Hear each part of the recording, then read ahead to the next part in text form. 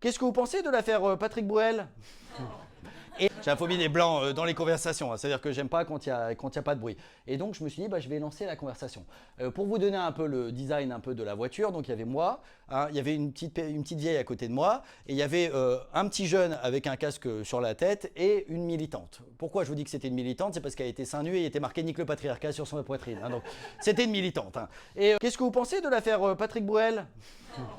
Et là, je vous jure, la petite vieille qui est à côté de moi, elle est partie en vrille. Hein. C'est-à-dire qu'elle commence à faire « Ouais, non mais c'est une honte, de toute manière, bien sûr que les gens, ils veulent son argent, comme si au bout de 20 ans, les gens pouvaient encore se plaindre à cause de ça, comme si c'était réel. » Alors moi, j'ai mis 20 ans pour avouer à mes amis que j'aimais Britney Spears. Hein. Donc c'est possible hein, de mettre 20 ans pour annoncer une autre nouvelle qui est quand même plus forte que ça. De toute façon, il avait toutes les femmes à ses pieds, je vois pas pourquoi ça serait ça. Et là, bah, alors là, il y avait la militante derrière, je vous jure, si elle avait eu un soutien-gorge, elle l'aurait étranglé avec. Hein, c'est ça.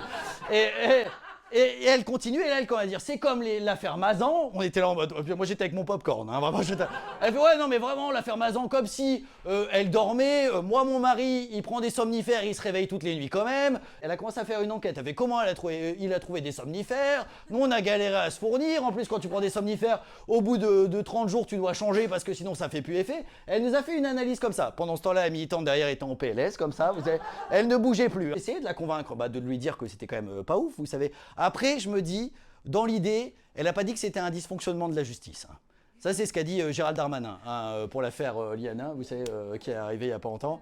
Alors, qu'on soit clair, un dysfonctionnement, c'est par exemple quand tu mets ton lait dans le micro-ondes et qu'il ne chauffe pas. Hein. C'est pas une fille qui s'est faite agresser et qui est décédée à cause d'un multirécidiviste qui a agressé des femmes plusieurs fois. Ça, c'est pas un dysfonctionnement, c'est un drame. Merci beaucoup. Bonne soirée.